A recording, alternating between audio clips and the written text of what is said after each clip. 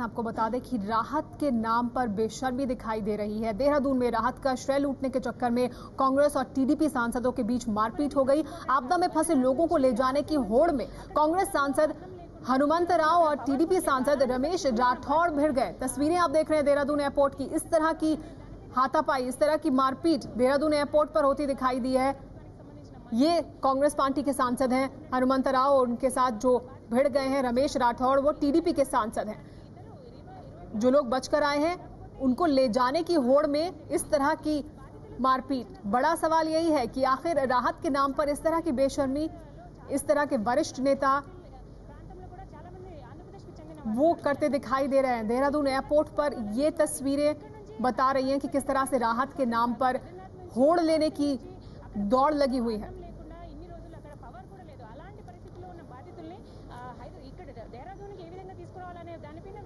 देहरादून में जो कुछ हो रहा है, जिस तरह से राहत के नाम पर ये बेशर्मी हो रही है, इस पर बात करने के लिए हमारे साथ तमाम मेहमान भी मौजूद हैं। हमारे साथ नित्या जैकब मौजूद हैं, प्रोग्राम डायरेक्टर हैं सीएससी के। हमारे साथ आचार्य प्रमोद कृष्णन मौजूद हैं, धर्मगुरु हैं। हमारे साथ विमल भाई सामाजिक कार्यकर्ता हैं, वो मौजूद हैं। हमारे साथ भगत सिंह कोश्यारी पूर्व मुख्यमंत्री हैं उत्तराखंड के। हमारे साथ राज बब्बर प्रवक्ता हैं कांग्रेस पार्टी के, वो भी मौजूद हैं। राज बब्बर साहब, तस्वीरें हम दिखा रहे हैं अपने स्क्रीन पर, किस तरह से हनुमंत राव और टीडीपी के जो सांसद हैं वो भिड़े हुए हैं।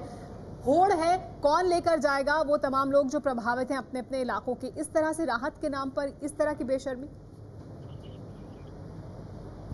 देखिए, जो आप दिखा रहे हैं मैं तो नहीं देख रहा हूँ, मैं तो आपके कैमरे के सामने बैठा हूँ।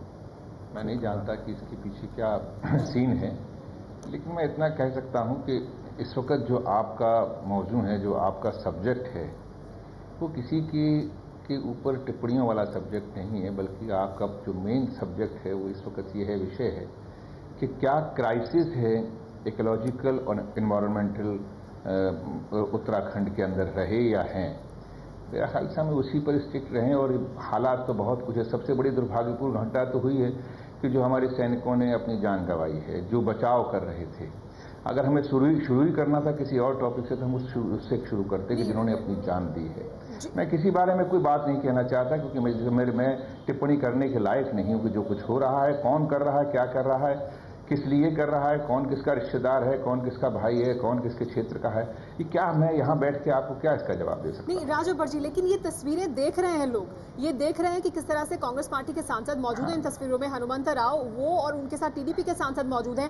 ये भी तो देश की जनता देख रही है कि इस तरह से ये तमाम नेता जो उनके प्रतिनिधि हैं, जो उनके हक की बात जिन्हें करनी चाहिए, उनको राहत पहुंचाने के लिए क्या इस तरह की होड़ होगी कि अब हाथापाई तक बात आ जाए, मारपीट तक नौबत आ जाए। ये देखिए, जिस तरह से माहौल बना हुआ है, मेरा ख्याल सारा समाज इस वक्त होड़ की राजनीति में है, मुकाबले की राजनीति में है, प्रतिस्पर्धा की राजनीति में है।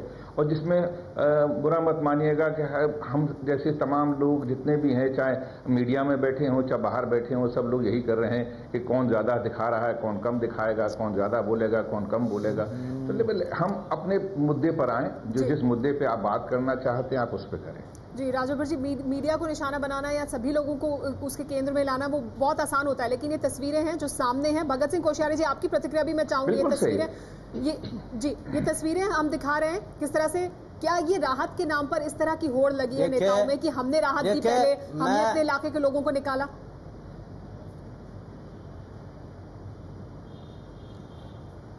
देखिए, मैं सबसे पहले तो क्योंकि मैं गौरीकुंड तक पैदल गया हूँ, सारे लोगों को मिला हूं, और मुझे जब लौटते वक्त पता लगा कि हमारा एक एयरफोर्स का विमान हेलीकॉप्टर क्रैश हो गया, उसमें हमारे बड़े से उनके आर्मी के लोग मर गए, अन्य लोग खत्म हो गए। मैं सबसे पहले तो उनके प्रति और उनके प्रति सहानुभूति और अपनी श्रद्धांजलि देना चाहूँगा। जहाँ तक दूसरी बात है, आप कह रहे हैं कि भाई इसमें राजनीति हो रही है। मेरा दुर्भाग्य है कि इस प्रदेश के अंदर हमारे मुख्यमंत्री जी को मैंने पहले दिन कहा था कि सारा का सारा आप भार केंद्र को दे दीजिए, उत्तराखंड सरकार इसको सहन नहीं कर पाएगी। लेकिन कहीं न कहीं मुझे ऐसा लगता है कि राजनीति से प्रेरित होकर के अभी तक भी उन्होंने, जैसा हमने कहा, हम सब सहयोग देंगे, ये इस समय कोई राजनीति करने का मामला नहीं है। परंतु यहाँ अगर किसी दूसरे प्रदेश का कोई मुख्यमंत्री आता है तो ऐसे कमेंट केंद्रीय हमारे मंत्री ने कहे, और सुनिए मेरी बात, तो सुनिए, ये राजनीति इनके नसों में है। और जब इनका राजकुमार आता है तब उसमें ये कहते हैं नहीं ये तो ऐसे ही आ रहे हैं। और इस प्रकार से ये जो हर जगह इनका शुरू से लेकर आखिर तक इस आपदा में भी मुझे लगता है कि कहीं न कहीं दुख के साथ कहना पड़ता है। मगर क्या बीजेपी के नेता, बीजेपी के मुख्यमंत्री वो राजनीति नहीं कर रहे हैं तब, जबकि वो ये कहते हैं कि हम गुजरात के लोगों को ले गए, हम मध्य प्रदेश के लोगों को ले गए, अपने अपने राज्य के लोगों को लेकर जाने की होड़ लगी है? क्या इसमें राजनीति नहीं है? नहीं, मैं ये नहीं कह रहा हूं कि अपने राज्य में ले जाते हैं लोग तो बहुत अच्छी बात है। अपने अपने राज्य के लोग सब संभाल लेंगे तो हमको बहुत सुविधा हो जाएगी। मतलब अब कहीं पर भी कुछ होगा तो हर राज्य के लोग जाएंगे, अपने लोगों को लेकर आ जाएंगे, बाकी लोगों को छोड़ देंगे। सुनिए मेरी बात सुनिए, देखिए मेरी बात सुनिए। पहले हमारे पहले सुनो भैया, मैं राजनीति में हूँ, बच्चा नहीं हूँ, है ना। मैं कोई राजनीति नहीं कर रहा हूँ।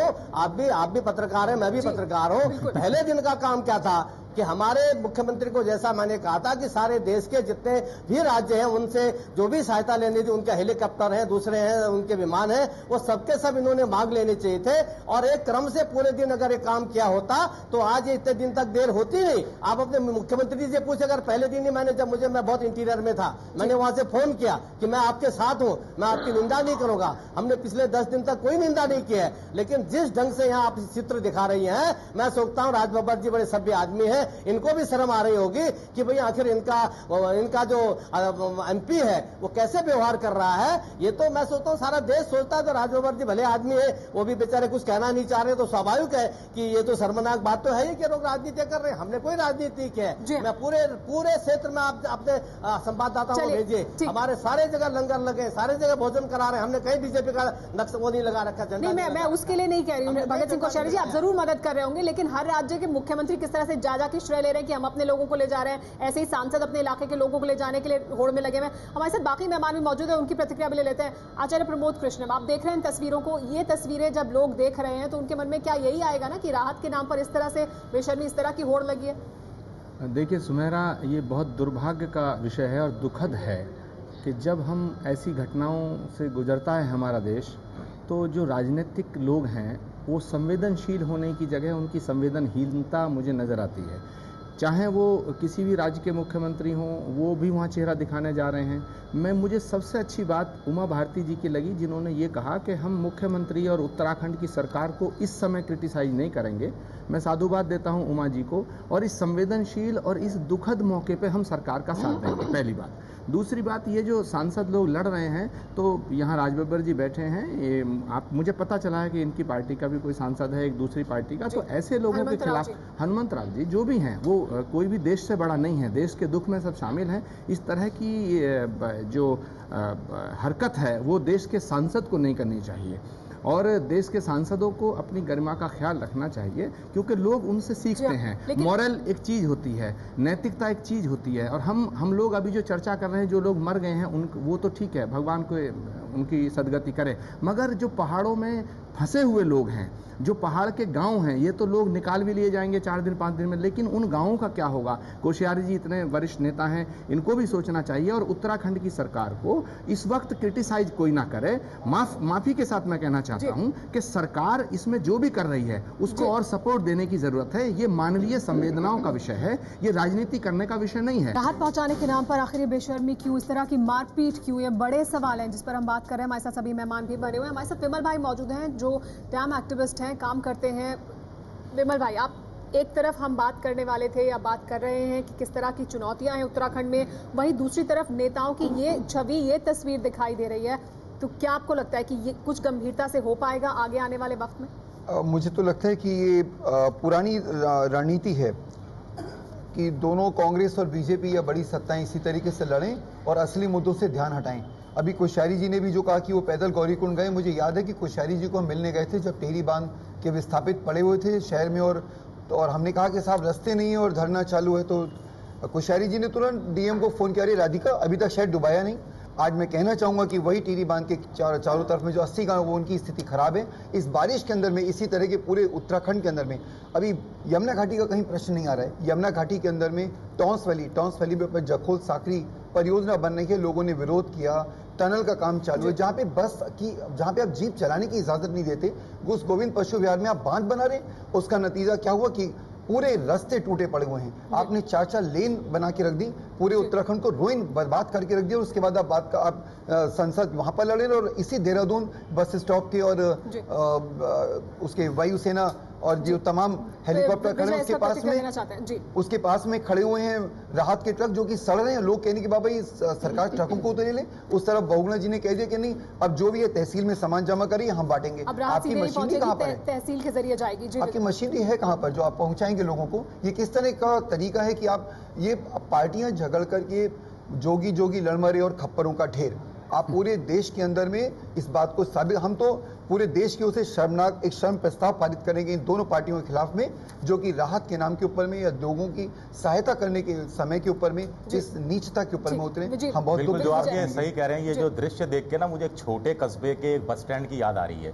जैसे एक बस स्टैंड होता है तो 2 बसें आके 2 अलग अलग कंपनियों की बस स्टैंड प्राइवेट बसें आ जाती हैं, और दोनों के बीच में शुरू हो जाता है कि ये मुसाफिर मेरी बस में बैठेगा, ये मुसाफिर मेरी बस में बैठेगा, एक कंसेशन भी दे देता है, 2 रुपए कम ले लेंगे। ऐसा लग रहा है दोनों नेता भी यही काम कर रहे हैं कि मेरे हवाई जहाज में चलो, मैं बिजनेस क्लास में ले जाऊंगा, दूसरा कह रहा होगा मैं बिजनेस क्लास में ले जाऊंगा, साथ में हैदराबादी बिरयानी भी खिलाऊंगा क्योंकि बहुत दिनों से आपने बिरयानी नहीं खाई होगी, आप यात्रा पर गए हुए हैं। तीसरा कहेगा कि हैदराबाद के एयरपोर्ट से उतरकर घर तक पहुंचाने की जिम्मेदारी मेरी होगी, दूसरा कहेगा कि घर में मैं टैक्सी में पहुंचाऊंगा। तो ये मुझे लग रहा है कि अजीब सा ये खेल चल रहा है और बड़ा शर्मनाक ये है दृश्य देश के सामने। राजबब्बर जी, ये शर्मनाक दृश्य है ऐसे समय में, तब जबकि ये कहा जा रहा है कि सब एक साथ इकट्ठा हो, एक साथ काम करें, वो तमाम लोग जो वहां फंसे हैं उनके साथ खड़ा रहे देश। वैसे में ये तस्वीरें दिखाई देती है जहां पर होड़ लगी है, राहत को कौन पहले लेकर जाएगा?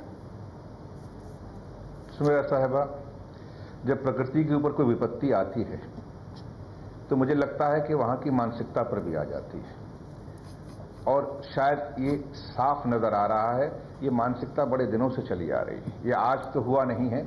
और ये इस वक्त जो होड़ लगी है ये बचे हुए उन लोगों के लिए लग रही होगी कि भाई किसको कौन ले जाए। मेरा तो मानना यह है कि उत्तराखंड के अंदर आज जो ये विपदा आई है, जो चाहे अभी आने वाले, मैं भाई हमारे बोल रहे थे कि बेशक उन्होंने राजनीतिक पार्टियों को लेकर कहा है कि हम इनके खिलाफ शर्म प्रस्ताव करेंगे। उनकी शायद ये एक पीड़ा है जिसका उन्होंने जिसके बारे में बात की है। मैं उन पर आखिरी बात पर टिप्पणी नहीं करना चाहता, वो क्योंकि वो मुद्दा नहीं है।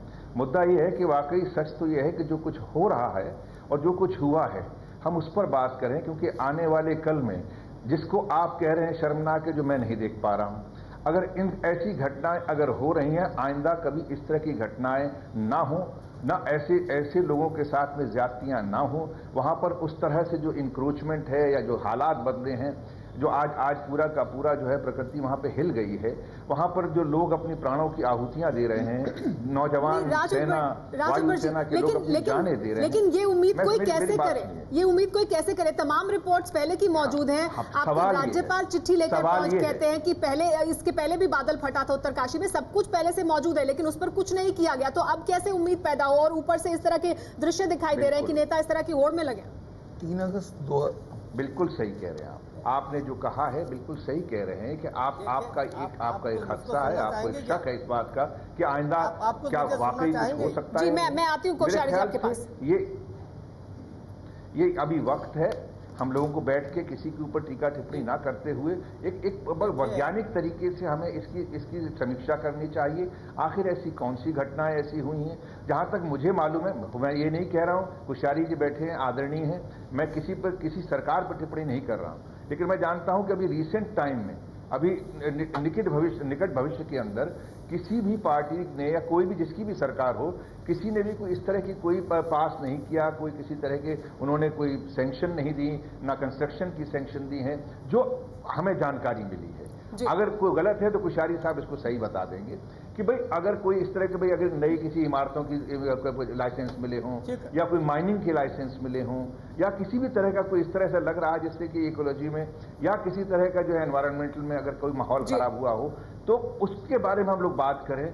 और अगर इसके बारे में आगे आने वाले कल में, पहले जो है कुछ इस तरह के हालात हुए थे कि लोगों ने कहा था कि साहब 100 मीटर तक इस तरह कंस्ट्रक्शन ना हो।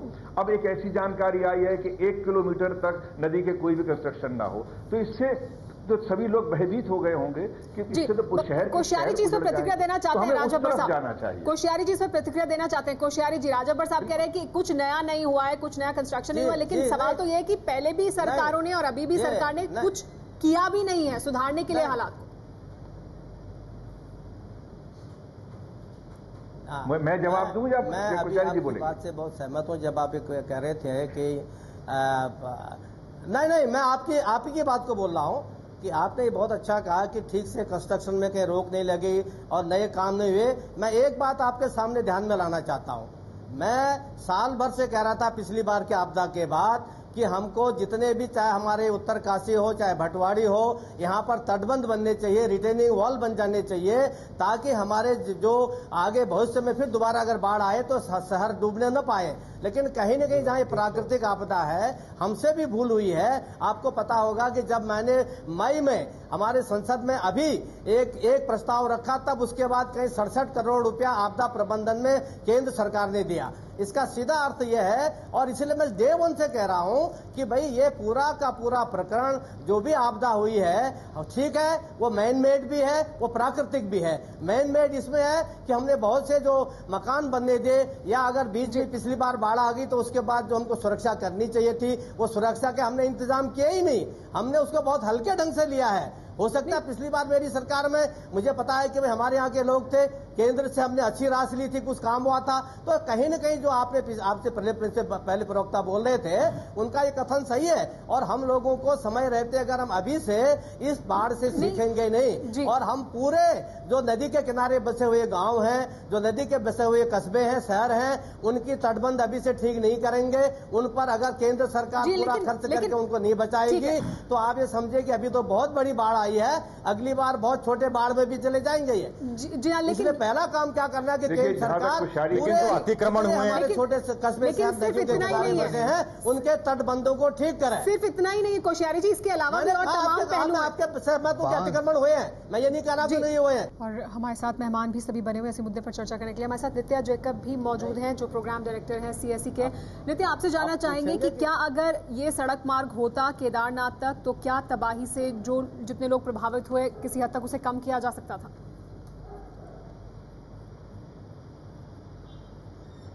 मुझे तो नहीं लगता कि ये इससे कोई ज़्यादा फायदा होता, क्योंकि जिस तरह से फ्लड आई है केदारनाथ में, सड़क भी ज़्यादातर बह गया होता है इस बार अभी तक। तो अगर तो रेस्क्यू का जो काम है वो फिर भी हेलीकॉप्टर के ज़रिए कराना पड़ता, और जो राहत पहुंचाने की जो काम है वो भी आपको हेलीकॉप्टर के ज़रिए पहुंचाना पड़ता।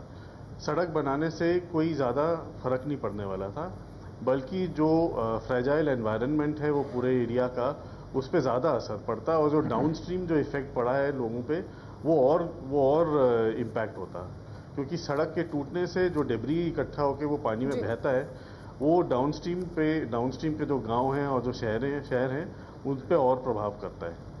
तो मुझे नहीं लगता कि रोड बनाने से कुछ खास फर्क पड़ता है केदारनाथ पे।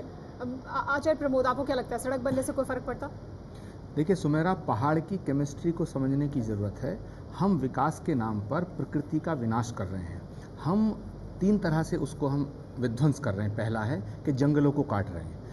बादल फटना कोई नई बात नहीं है। पानी का आना, पहाड़ के अंदर इतने जंगल थे कि वो उसके फ्लो को रोक देते थे, वो हम काट रहे हैं। दूसरी बात महत्वपूर्ण है कि हम जो गंगा के ऊपर जो हाइड्रो पावर प्रोजेक्ट्स बना रहे हैं, तो उसमें डायनामाइट से पहाड़ को डिस्टर्ब कर रहे हैं। और तीसरी बात है कि गंगा और तमाम नदियों का जो उसकी अपनी ज़मीन है उस पर अतिक्रमण कर रहे हैं। और सुमेरा, बड़ी शर्म की बात है कि तीनों ही कामों में हज़ारों करोड़ रुपए का भ्रष्टाचार और एक दलालों का कॉकस जुड़ा हुआ है। वो सरकार और ब्यूरोक्रेसी के बीच में दलालों का एक कॉकस है, जो नेताओं को भी पैसा देता है और ब्यूरोक्रेसी को भी पैसा देता है। ये एक बहुत बड़ा प्रश्न है। जब आदमी विकास के नाम पर विनाश करने पर तुल गया है, कुदरत का विध्वंस करोगे तो उसका विकास के नाम पर विनाश हो रहा है, कॉकस है जो लेकिन अगर कहां तक सड़क की बात है तो पहले गंगोत्री तक भी सड़क नहीं थी। नहीं, और भैरव घाटी से कुछ आगे सड़क थी, फिर लोग पैदल जाते थे। अब वहां भी गंगोत्री तक सड़क बनी है। और कम से कम अगर केदारनाथ तक सड़क होती तो रात का चलान और सुबह के साथ सड़क बनाने से कोई नहीं रोक रहा, लेकिन बड़ी मूर्खता की बात इंसान की यह है कि वो प्रकृति का खुद ही विध्वंस कर रहा। प्रकृति तो हमारे लिए है। और जहां तक तीर्थाटन, ये तीर्थाटन था, इसे नहीं, ये तीर्थाटन है, ये तीर्थाटन को पर्यटन मत बनाइएगा, इसमें आस्था का केंद्र है। विकास के नाम पर विनाश, ये लगातार तर्क सामने आ रहा है, लेकिन फिर विकास किस तरह से हो? देखिए बात बहुत सही है। ये तो सही है कि प्रकृति के साथ अन्याय हो रहा है, ग्रीन कवर खत्म हो रहे हैं। अब ये भी सही है कि भाई आप जो है इतने हाइडल प्रोजेक्ट जो हैं, इतने पावर प्रोजेक्ट हैं, इतने माइनिंग प्रोजेक्ट जो सामने आए हैं, ये कब आए हैं, कैसे आए, कितने आए हैं, इनका क्या असर पड़ रहा है। और प्रकृति का जो है, प्रकृति बहुत विशाल हृदय है, वो बहुत देती है, लेकिन देती उतना ही है जितनी आपको जरूरत हो। जब जरूरत आपकी लालच में परिवर्तित हो जाए तो उसका ये अंत ये होता है जो हुआ है। जहां तक सवाल है केदारनाथ का, केदारनाथ जो है 3500 मीटर पर है जी। और जो भी आपदा से पहले जो भी उत्तराखंड सरकार को जिस तरह की चेतना मिली थी, जिस तरह की खबर मिली थी मौसम विभाग से, वो इतनी भयंकर बारिश के बारे में नहीं मिला था। ये बारिश हुई है 340 मिलीमीटर की, जो अपने आप में बारिश भी बहुत भयानक तरीके से आई है और 24 घंटे लगातार आई है। तो ये तमाम चीजें जो हुई हैं, इसके पीछे हम जो आज अगर स्थिति को अगर देखें सामने, तो वाकई है कि आपको इसीलिए राजापर जी सवाल भी है ना कि डिजास्टर मैनेजमेंट को लेकर गंभीरता नहीं है। सड़क देखिए, सड़क जो है, हम अगर छोटी सी एक सड़क को लेकर अगर पूरी बात को उस तरफ मोड़ देते हैं तो फिर वही बात है कि साहब हम तो सड़क बना रहे हैं, या हम सड़क रास्ता बन जाता तो बच जाते। वो एक पक्ष है। बिल्कुल। अभी मैं सुन रहा था, कोई अभी साहब बोल रहे थे, बहुत सही कह रहे थे कि सड़क बनने से भी कोई बहुत बड़ा हासिल नहीं था। सड़क बननी चाहिए, सड़क से ज्यादा तो ये है सड़क बनने से हजारों नौजवान जो है वो बेरोजगार हो रहे हैं। लेकिन क्या राहत जल्दी पहुंच जाती, उसके कोई मतलब नहीं है। सड़कें जहां थी वो टूट गई, सड़कें जहां थी वो टूट गई। अगर वो सड़क सही बात है, बस वो सड़कों की जो पहले से मौजूदा सड़कें, हजारों नौजवान जो है वो उत्तराखंड छोड़ के आ रहे हैं जी। भगत सिंह कोश्यारी जी भी प्रतिक्रिया देना चाहते हैं। जी मैं आती हूँ विमल जी आपके पास। भगत सिंह कोश्यारी भी इस पर प्रतिक्रिया देना चाहते हैं। जी कोश्यारी जी। अरे ये आप आपने विषय को, मैं सोचता हूं कि जैकब साहब ने सही लाइन ली थी। आपने कहा सड़क बननी चाहिए कि नहीं बननी चाहिए, तो जैकब साहब ने कहा कि सड़क वहां बन भी जाती तो नीचे का नुकसान इतना अधिक हो गया था कि उस सड़क का कोई उपयोग ही नहीं होता।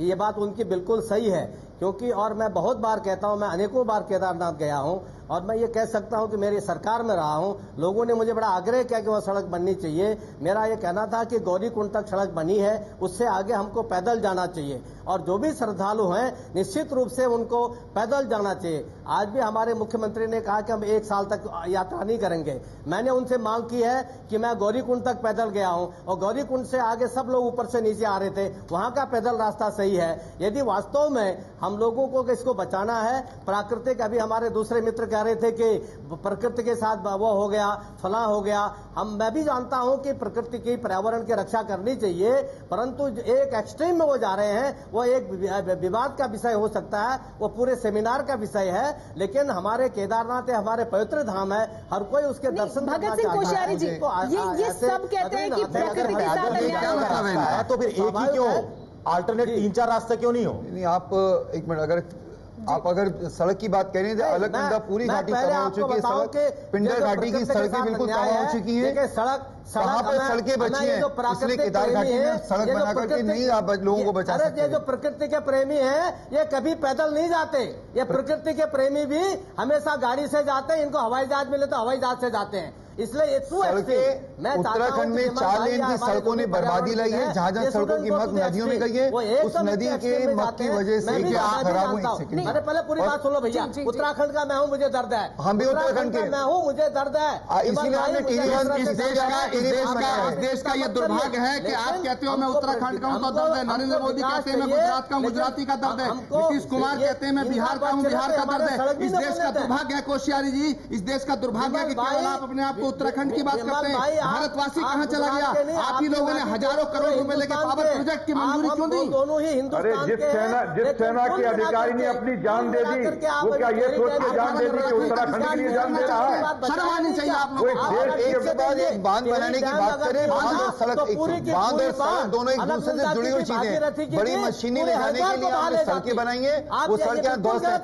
आपको धन्यवाद देना चाहिए स्वामी सानंद और हमारा कि बांध लोहारी बना वाला बनने नहीं दिया, नहीं तो हजारों लोग मारे जाते उसके अंदर में।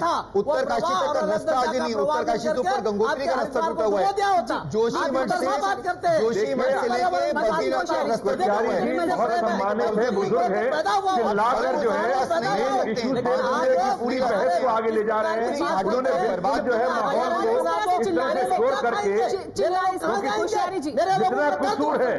जितना कसूर है इनकी सरकार में हुआ, सबसे ज्यादा कंस्ट्रक्शन इनकी सरकार में हुआ, सबसे ज्यादा पेड़ इनकी सरकार ने काटे हैं। किया तुमने सैकड़ों पावर प्रोजेक्ट को मंजूरी दी, सैकड़ों पावर प्रोजेक्ट की मंजूरी से डायनामाइट से ब्लास्ट हुआ और डायनामाइट से ब्लास्ट होकर के पहाड़ हिला और उसी का नतीजा भोग रहे हैं सब लोग। नित्या जी, अभी आपने सुना तमाम मेहमानों को, इस मुद्दे पर आपकी क्या राय है कि ये लगातार चर्चा का विषय है कि विकास होना चाहिए, विकास फिर किस तरह से होना चाहिए कि विकास विनाश में ना बदल जाए? एक तरफ विकास है, दूसरी तरफ उसकी वजह से होने वाला विनाश। नियंत्रित विकास की क्या परिभाषा? नियंत्रित विकास किस तरह से हो सकता है? नियंत्रित विकास या विकास, इसका क्या डेफिनेशन है ये पहले देखना पड़ेगा। और जो उत्तराखंड में जो विकास हो रहा है, जो बांध बनने की जो बात हो रही है, जो टूरिज्म की जो बात हो रही है, जो रोड बिल्डिंग सड़क बनाने की जो बात हो रही है, ये किस तरह से कर रहे हैं लोग? जब बांध बनने का कार्यक्रम शुरू हुआ था उत्तराखंड में, तो किसने ये डिसाइड किया था कि एक छोटे से नदी पे आप इतने सारे बांध बना लेंगे, उसकी उनका क्यूमुलेटिव इम्पैक्ट क्या होगा? जब हम एनवायरमेंटल इम्पैक्ट असेसमेंट करते हैं हिंदुस्तान में, तो हर एक प्रोजेक्ट को इंडिविजुअली देखा जाता है। ये नहीं है कि अगर आप 50-60 बांध एक साथ बना रहे हैं तो उनका क्यूमुलेटिव इम्पैक्ट एक पूरे पहाड़ पे क्या होगा। जिस पहाड़ के आसपास पहले से रोड्स बने हुए हैं, 4-4 लेन के हाईवे बने हैं, होटल्स बन गए हैं, लोग रहते हैं, खेती बाड़ी होती है, ये सारा कुछ जो मिला के जो क्यूमुलेटिव इम्पैक्ट हुआ है इन बांधों का, वो सब किसी ने स्टडी नहीं किया था। हिमालयस वैसे ही इतना फ्रेजाइल माउंटेन इकोसिस्टम है, उसमें जाके आप छेड़खानी कर रहे हैं और पिलग्रिमेज के नाम पे टूरिज्म को प्रमोट कर रहे हैं। तो ये सारे जो हम कहते हैं जो विकास हो रहा है हिमाचल उत्तराखंड में, इसकी क्या खासतौर इस तरह की विकास की जरूरत है, या हमें चाहिए कि जो लोकल जो लोग हैं उनके लिए उनके विकास की बात करनी चाहिए हमें? तो ये सबसे पहले ये सवाल उठता है कि किस तरह का विकास सवाल है कि किस तरह का विकास है जिसके बाद इस तरह की त्रासदी हो। विमल जी इस पर कुछ कहना चाहते हैं, फिर मैं सिर्फ ये कहना चाहता हूँ कि 15 दिन से बिजली नहीं है। पूरी पिंडर घाटी के अंदर में 9 पुल पूरी की पूरे टूट गए, सड़कें ध्वस्त होकर चुकी हुई हैं। टॉन्स घाटी की स्थिति है, यमुना घाटी की स्थिति ये है, अलकनंदा घाटी की स्थिति ये है कि जोशीमठ से ऊपर तक की सड़कें पूरी तरह ध्वस्त हैं। गांव के अंदर में बिजली नहीं है, पानी के छोटे बड़े झरने खूब हैं गांव के अंदर में। क्यों नहीं छोटे परियोजनाएं बनाई गई वहां पर? क्यों नहीं उरेडा बनाया गया? क्यों नहीं वाटर मिल यानी कि जो पनबिजली परियोजना है उसको क्यों नहीं हमने जो छोटी वाली है जो घराट के साथ में 2 किलो 4 किलो मेगावाट हो सकती है, उसको क्यों नहीं हमने प्रमोट किया? उसके लिए 1 लाख रुपए लेने तो फिर 25-30 हजार की रिश्वत देनी। हम कह रहे हैं हम बिजली के विरोधी नहीं है, ना हम बांध के विरोधी हैं, मगर हम ये पूछना चाहते हैं कि 80 गंगा पे जो 3 छोटे बांध बने उसका इंपैक्ट असेसमेंट क्या हुआ? 2012 3 अगस्त को बादल फटा 80 गंगा के अंदर में, पूरी घाटी तबाह हो गई, 25 किलोमीटर की नदी तबाह हो गई मनेरी भाली 2 की वजह से, मगर उसके असेसमेंट क्या हुआ? और आपके पास में टिहरी बांध के चारों तरफ के 80 गांव बर्बाद हुए पड़े हुए हैं, नीचे धंसे आपने उसको नहीं देखा। आपका आपदा प्रबंधन पूरी तरह फेल, आपकी रिपोर्ट नहीं है, मीटिंग नहीं है, और आपके पास में ये आंकड़ा नहीं कि कितने पिलग्रिम्स ऊपर गए, उसके बाद आप कहते हैं कि हम पूरा संभाल लेंगे देश को। प्रमोद जी की भी प्रतिक्रिया ले लेते हैं। जी प्रमोद जी। देखिए, मैं तो एक तो राजबब्बर जी से अनुरोध करूंगा कि उत्तराखंड की सरकार से ये आग्रह करें या हमें अनुमति दिलाएं कि भगवान केदारनाथ के मंदिर की हम पूजा शुरू करना चाहते हैं। इसमें जगत गुरु रामानंदाचार्य, शंकराचार्य जी सभी उसमें हैं, नंबर 1। नंबर 2, मैं हाथ जोड़ के निवेदन करना चाहता हूं देश के नेताओं से कि देश की सोचें, और ये जो प्रकृति का जो दोहन हो रहा है चंद पैसों के लिए, ये विनाश की तरफ जा रहा है, इस पे तुरंत लगाम लगाई जाए। ये मेरा बहुत ही विनम्र शब्दों में आग्रह है। धारी देवी को नष्ट किया जा रहा है, हमारे तमाम धार्मिक तीर्थ स्थलों को नष्ट किया जा रहा है, और एक ना तीर्थाटन को तीर्थाटन रखने दें, पर्यटन ना बनाएं, और दूसरा श्राइन बोर्ड का गठन करें ताकि पंडे और पुजारियों से ये मंदिर तमाम अव्यवस्थाओं से मुक्त हो। जी हाँ, राजबब्बर जी, ये तमाम सवाल हैं। आप भी मान रहे हैं कि प्रकृति का दोहन हो रहा है, सब ये मानते हैं, लेकिन उसके बावजूद वो हो रहा है, उसको कोई रोक नहीं रहा है। सरकारें मौजूद है, सरकार वहां मौजूद है, लेकिन उन्होंने कुछ किया नहीं रोकने के लिए। अगर उन्होंने नए प्रोजेक्ट शुरू नहीं भी किए तो भी। देखिए, जहां तक आचार्य जी ने कहा है, मैं इनकी एक एक बात से सहमति जताता हूं और मैं इस बात को मानता हूं कि विकास होना चाहिए, लेकिन विकास जो है वहां के लोकल लोगों को देखकर, वहां के क्षेत्रीय लोगों के लिए विकास होना चाहिए। बाकी जो भी पर्यटन या जो भी हमारे सामने आता है उसको देख के उसको संतुलित विकास होना चाहिए। और विकास के अंदर एक बहुत साफ बात ये नजर आनी चाहिए कि हम कितना ग्रीन कवर कर रहे हैं। हमने जितने पुराने जो हाइडियल प्रोजेक्ट बनाए हैं, हमने जो भी माइनिंग के लाइसेंस दिए हैं, उससे उन पहाड़ों की स्थिति क्या हो गई डायनामाइट चला चला के। और मैं एक बात के लिए बड़ी विनम्रता से कहना चाहूंगा कि जो लोग बहुत शोर करते हैं इस बात को लेकर, और जो वो खासकर वो पार्टियां जिनकी बहुत सरकारें रही हैं वहां पे, कि साहब यहां पर राष्ट्रीय आपदा घोषित होनी चाहिए, उन लोगों को ज्यादा इस बात के लिए सोचना चाहिए कि जो लोग राष्ट्रीय आपदा की बात करते हैं, उन्होंने क्या राष्ट्रीय धरोहर को बचाने का काम किया? क्या इस राष्ट्रीय धरोहर को सुरक्षित रखा जो आज इतनी बड़ी आपदा आई है? सवाल सबसे बड़ा सामने ये आता है। जी भगत सिंह कोश्यारी जी, आपकी तरफ इशारा राजबब्बर जी का, आपकी प्रतिक्रिया इसमें, और किस तरह का विकास हो, विकास की परिभाषा फिर क्या होगी? बड़े बड़े डैम बना दिए जाएंगे और फिर इस तरह की त्रासदी? राजबब्बर जी, चलिए राजबब्बर जी हमारे अच्छे व्यक्ति हैं, मैंने पहले कहा है, और वो मैं उनसे इतना निवेदन करूंगा, यदि वास्तव में ये जो हमारे विमल भाई वगैरह बहुत से लोग पर्यावरण की बातें कर रहे थे, यदि इनको इनकी बात माननी हो और उत्तराखंड को जीवित भी रखना हो, यहाँ के लोगों के लिए सामान्य सुविधाएं, जो जन सुविधाएं वो भी उपलब्ध करानी है, तो बजाय बिजली प्रोजेक्ट के वो केंद्र सरकार हमको 20,000 करोड़ रुपए का सालाना एक मुश्त पैकेज दे दे। मैं सोचता हूँ कि शायद हम एक भी आपको मैं खुद सबसे पहले आऊंगा, मैं कहूंगा कि एक भी प्रोजेक्ट मत बनाओ, जो कि हमारे राज्य चलाने के लिए केंद्र सरकार ने पर्याप्त हमको पैसा दे दिया है, और सरकार मेरी नहीं है, सरकार खुद राजबब्बर जी, लेकिन राज्य चलाने के लिए, ऊर्जा पैदा करने के लिए जीवन को खत्म नहीं किया जा सकता। इस तरह की त्रासदी को बार बार तो न्योता नहीं दिया जा सकता ना। बिजली बांध से ही नहीं पैदा होती, बिजली के लिए और भी साधन है, सौर ऊर्जा है, जैविक ऊर्जा, और आपके छोटे गधेरे उससे क्यों नहीं आप बिजली पैदा करते? बड़े बांध बनाकर ही थोड़ी होगा। ध्यान दीजिए, बड़े बांध से नहीं होता साहब। एक बार आप, अरे भैया मुझे बोलने दो पहले, एक बार आप ध्यान दीजिए कि देखिए, ये भैया ऐसा है, एक बार पूरे पिछले 100 साल का उत्तराखंड का इतिहास देखो, ये बात सही है कि ये अनप्रेसिडेंटेड है, इस बार की जो बाढ़ है और इस प्रकार का जो हादसा है। श्रीनगर परियोजना भी अनप्रेसिडेंटेड है। उत्तराखंड और हिमाचल में ठीक है, आपके मुताबिक कोश्यारी जी आपकी पार्टी धर्म की बात करती है, कोश्यारी जी आपकी पार्टी धर्म की बात करती है, धर्म के विरुद्ध है, आप गंगा के विरुद्ध हैं, आप गंगा को खत्म करना चाहते हैं, आपकी पार्टी धर्म के नाम पे वोट मांगती है। आज ये घोषित करो कि आप गंगा के विरुद्ध हैं। जानने में मुझे दिलचस्पी है कि वो जो मुसाफिर अटके हुए थे देहरादून में, वो जेट की फ्लाइट से गए या स्पाइस जेट की फ्लाइट से गए? कोई बात नहीं बनाएंगे। जी, इतना ही समय हमारे पास इस चर्चा के लिए। आप सबका बहुत बहुत शुक्रिया हमारे साथ इस चर्चा में जुड़ने के लिए। लेकिन राहत के नाम पर जिस तरह की तस्वीरें हमने देखी देहरादून में, उस तरह की तस्वीरें सामने आएंगी तो लोगों की कितनी उम्मीद जगेगी नेताओं में, उनके प्रतिनिधियों में, ये एक बड़ा सवाल